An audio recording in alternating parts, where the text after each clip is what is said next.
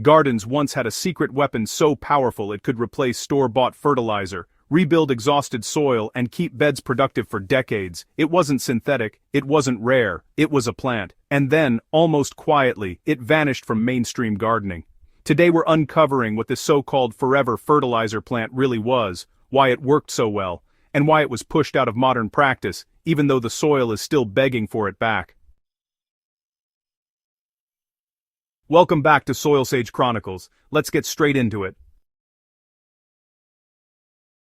The phrase Forever Fertilizer wasn't marketing hype. It described a plant that could be cut again and again, year after year, and still feed everything around it. This plant didn't just add nutrients, it mined them. Its roots drilled deep into subsoil layers most crops never reach, pulling up potassium, calcium, magnesium, iron, and trace minerals, then storing them in massive leaves. When those leaves were cut and returned to the soil, nutrients that had been locked far below suddenly became available at the surface. The soil got richer every season instead of poorer. That's why old gardeners treated this plant like a living fertilizer factory. Most fertilizers feed crops for weeks. This plant fed soil for years. Its leaves decomposed fast, releasing nutrients slowly enough to avoid burn but fast enough to support heavy feeders. More importantly, the organic matter improved soil structure. Clay loosened, sand held water, microbial life exploded. The result was soil that retained fertility without constant inputs. Crops grown nearby developed deeper roots, stronger stems, and better resistance to stress. This wasn't about quick growth, it was about long-term soil intelligence.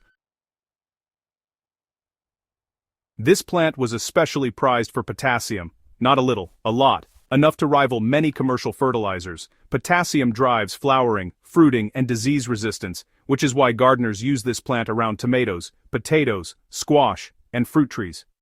It also contained nitrogen for leafy growth, calcium for cell strength, and trace minerals that quietly prevent deficiencies most gardeners never diagnose correctly. Because the nutrients came wrapped in organic matter, they stayed in the soil food web instead of washing away. The simplest method was chop and drop. Leaves were cut and laid directly on the soil surface as mulch. They collapsed within days, feeding worms and microbes immediately. Another method was compost activation. A few layers of these leaves could heat a compost pile fast, accelerating breakdown and improving finished compost quality. But the most powerful method was liquid fertilizer. Gardeners would pack fresh leaves tightly into a container. For a precise and reliable mix, use 1 kilogram of fresh leaves chopped roughly and placed into a non-metal container. Then, add exactly 5 liters of clean water, cover loosely and allow it to steep for 14 days, stirring once every 2 days. After fermentation, strain the liquid. This concentrate is strong. To apply safely, dilute 1 liter of concentrate into 10 liters of water. Use this dilution at the base of plants every 2 weeks during active growth. This formula delivers potassium-rich nutrition without shocking roots or harming soil life.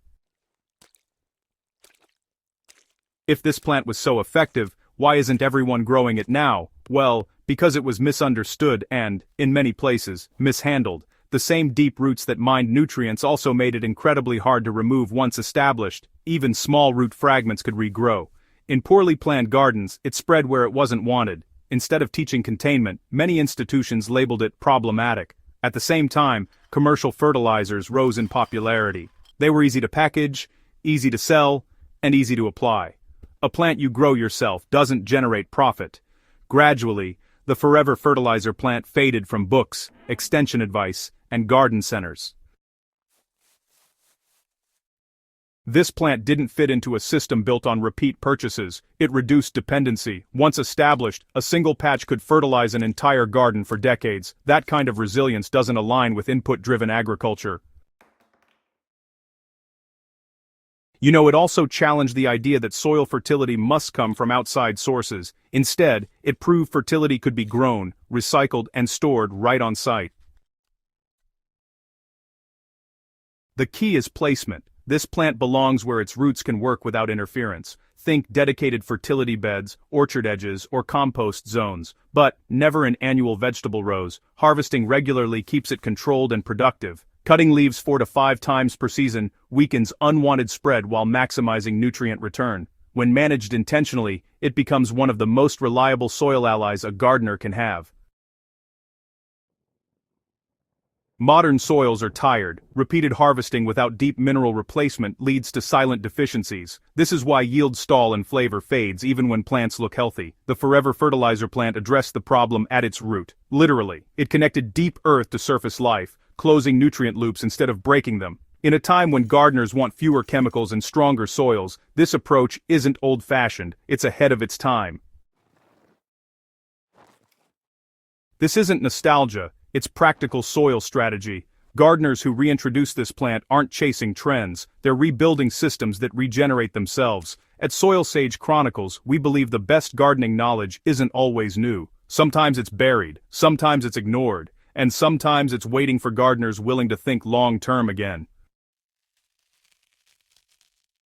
If this helped you see soil differently, share it with another gardener who's tired of chasing fertilizer bottles. Subscribe to Soilsage Chronicles for more deep soil wisdom, and let's bring living fertility back where it belongs.